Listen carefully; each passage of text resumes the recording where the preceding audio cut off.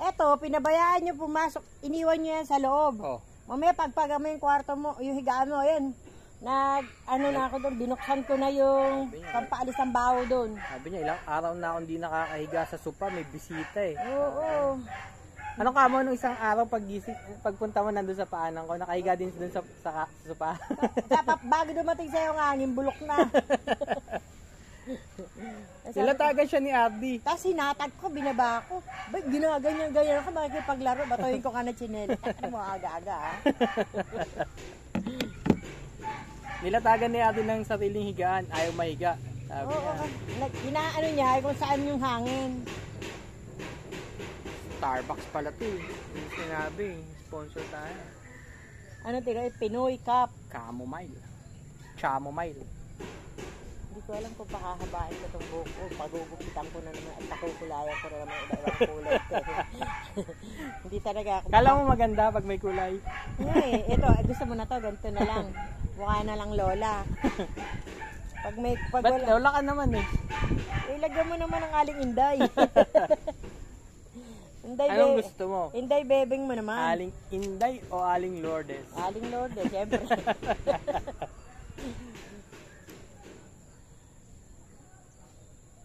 Kapapalinis lang namin. Patay. Kapapalinis pa lang namin. Ayan na naman siya kasi nag-uulan bukas. Aanoyin na ni Maring Lisa lahat. Aanoyin. Itong langka oh. Hindi rin siya tumitigil sa pamumuhay. No? Ay naku, lalo yun doon sa amin. Ang lalaki o hiwa-hiwalay. Doon. May dalawa akong nakitang bunga ng dragon fruit doon. Oh.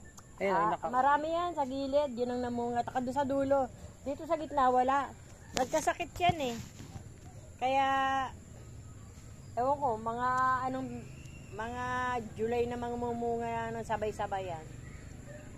Kasi kung aanuhin mo, dapat ngayong pecha na to, madami na yung iba nalagyan. Yung iba namumunga, ewan ko iba ayaw. Kung tinaniman nyo yung iba siguro, mas madami na kayo na ano. Pero ito kasing dragon fruit, pang matagalang kasi. So yung dragon fruit, hindi alagain. Tatabasan mo lang yung pagkatapos mga panahon niya. Nagkasakit. Hindi nakahabol yung mga dahon. Pero may mga bunga naman. Hindi nga lang katulad ng dati na talagang punong-puno. Oo. Yan o. Maganda, buti nilipat niyo yung mga ilaw dito. Oh, kasi nga, yung dati may Bible study dito lagi pag Huwebes. Dito tayo na yan. Liwarag na yan. Maglalagay pa ako ng isa dito tsaka isa dito. Dito lang naman maliwanag. Dun, wala na. Oo, dito lang. Saka puro solar naman yan, kahit wala kami dito, maliwanag dito sa labas. Umabot lang ng 1-2 taon yan, sulit na, no? Oh, matagal na yun, kasabayan yun ng dragon fruits. Talaga ba? Kaya tigta 3,000 bawat isa. Ganun talaga presyo ay. Ito, maganda tong kahoy. Pero isipin mo, 3,000, may ilaw ka na, libre kuryente ka pa, di ba? Kaya nga hindi ako bumibili ng mga sangyup na dekuryente na eh. Kasi, mas maganda bumili ng ganyan, no? Butane na lang. Oh, butane. Yung butane ko dun. Last year pa yun, hindi lang nagamit. Gamitin mo na yun. Baka bato-bato na yun doon sa loob, tigas na yun. Gaganunin mo yung paminsan-minsan. Hindi na pumapasya si Brother Cardo kasi patay na yung mga talong. Kami nagtanim kami talong pang sarili na lang. Kaya pala sabi ko, ilang araw na ako dito, hindi ko nakikita pumapasyal. Pero kanina pumasyal na. Wala na. Ako meron pa ako doon mga lettuce, konti na lang. Konti-konti lang. Yeah, may bago akong binhi na lettuce, pak choy, tsaka celery, yung sa miso. Yan, hindi yan inyo. Amin. Pati yan, tsaka yun. Yung sinasuggest ko nga sa'yo, iba-iba yun mo para. Hindi namin kaya magtanim. Yan, last na yan. Patanim mo. Patanim mo. Hindi pa rin kikita. Hindi naman na para ibang benta. Doon na lang kami sa loob. Doon lang kami nagtatanim sa loob. Dito, huwag na, hindi na ako papakialaman yan. Tama na. Magpapaputi na ako eh. Charot. Gusto ko na magpaputi eh. Pag may mga tanim, hindi maiwasan. Lumalabas kami talaga dito kahit anong oras. Hindi katulad doon. Pag nakaisay ka ng umaga, yun lang. Hindi, maganda. Ito na lang ang dagdagang tanim. Huwag na dito. Kami na rin. Oo.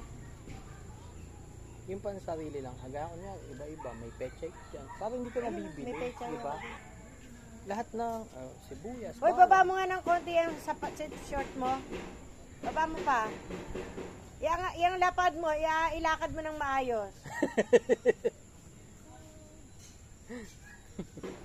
Maglakad din, nakatingkayad mo pula. Ayan, eh.